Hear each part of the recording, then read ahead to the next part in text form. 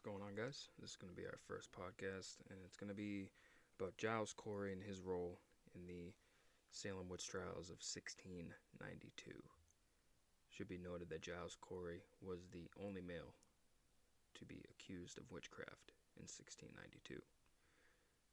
Giles Corey was a successful farmer from Salem Village who was accused of witchcraft during the Salem Witch trials of 1692. Born in Northampton, England in 1621, Corey immigrated to the Massachusetts Bay Colony sometime after he married his first wife, Margaret. Corey was considered by many to be a violent man after he was charged with beating his farmhand, Jacob Goodale, to death with a stick in 1676. He stood trial, during which John Proctor testified that he heard Corey admit he had beaten Goodale, but in the end, Corey was only fined for his actions. Many locals, especially Thomas Putnam, suspected Corey had paid money to win his freedom. This death forever tainted Corey's reputation in Salem, and later came back to haunt him during the witchcraft trial.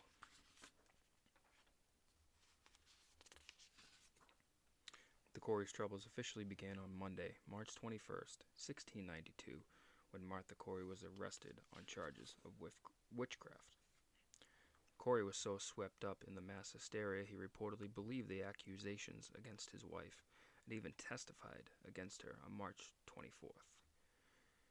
During his testimony against Martha, he spoke of the sudden illness of his ox and pet cat and described how his wife would stay up late at night and kneel by the fireplace as if in prayer, but he never actually heard her recite any prayers. Then on April 18th, 1692, an arrest warrant was issued for Giles Corey after Ann Putnam, Jr., Mercy Lewis, Abigail Williams, Mary Wolcott, and Elizabeth Hubbard accused him of practicing witchcraft against them. After Corey was arrested and brought in for his examination, it seems he had changed his mind about the witch trials. During Corey's examination at the Salem Village Meeting House on April 19th, Judge John Hawthorne and Judge Jonathan Corbin repeatedly accused him of lying and even tied his hands to prevent him from practicing witchcraft in the courtroom, according to court records written by Reverend Samuel Parris. After untying one of his hands, the afflicted girls began having fits, according to Parris's records. Although Corey had initially believed in the witch trials and willingly participated even against his own wife, it became apparent during his examination he was no longer willing to do so. In fact, Corey was so resistant to participate in the witch trials, his own trial never moved forward, and he was never convicted because he died while being tortured by Sheriff Corwin that September. The torture was a result of his refusal to continue with his trial. Although Corey pleaded not guilty when his case went to trial in September, he had taken advantage of a widely used legal tactic known as standing mute. When he was asked the customary question of whether he would accept a trial by a jury of his peers, English law at the time ordered any prisoners who stood mute to be tortured in an attempt to force a prisoner to talk, a tactic known as peine forte et dure, which translates to strong and harsh punishment. The exact torture procedure consisted of stripping the prisoner naked, laying him on the ground, and placing a board with heavy stones on top of him. The weight was slowly increased over the course of several days until the prisoner yielded. Knowing he would probably die anyway, if not in jail, then on the gallows, many historians believed Corey refused to continue with his trial because he was determined to avoid a conviction before his death, so his estate would pass down to his grown children instead of being claimed by local authorities.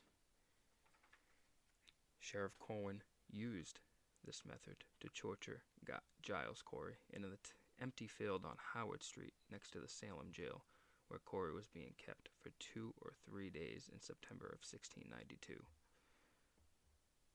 On the mention of the Howard Street Cemetery, if you're feeling brave enough, many locals today of Salem have said to have seen the apparition of Giles Corey wandering Howard Street Cemetery. After being tortured for days, Corey finally died on September 19th, 1692, due to the gruesome and very public nature of Corey's protest. It is said to have caused many Salem residents at the time to rethink the witch trials.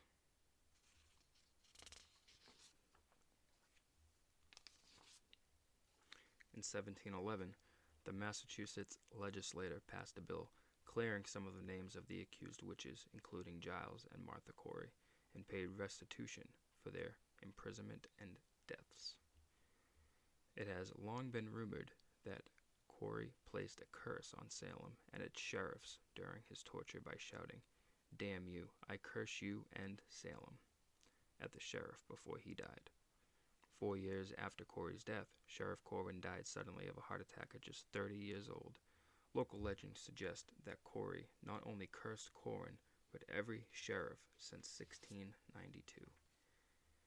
In the 1970s, after Salem Sheriff Robert E. Cahill was forced to retire early due to a stroke, heart attack, and rare blood condition, the sheriff's office was moved from Salem to the new prison in Middletown in 1991. It broke the curse and spared the future sheriffs. Since the move, no sheriffs have been diagnosed with any heart conditions or blood ailments. Locals also believes, and this is what I had mentioned earlier, locals also believe Corey's ghost still haunts the area around the Howard Street Cemetery, as it is known as today, and that his ghost is often seen before and after terrible events happen in Salem. One such occasion happened shortly before the Great Salem Fire of 1914, when witnesses saw a ghostly figure of an old man floating through the cemetery. The fire actually started near the area of Gallows Hill and Proctor's Ledge, where Corey's wife, Martha, and 18 other people were hanged for witchcraft before it spread and destroyed much of the town. Giles Corey's memorial marker is located at the Salem Witch Trials Memorial in Salem, Massachusetts. Giles and Martha Corey also have 2 memorial markers at their former farm near Crystal Lake in Peabody, Massachusetts. So that's just a little history on Giles Corey. I always found it interesting where he was the only male ever convicted of witchcraft during the Salem Witch hysteria. I have yet to check out Howard Street Cemetery myself, but it is definitely on my bucket list. I love the city of Salem, so I'm there all the time. So when I go, I will definitely stream it for you guys, and hopefully we catch some good stuff over there. But I hope you enjoyed our first podcast. I'm looking at new information and new material, so stay tuned for our next one. Thanks, guys.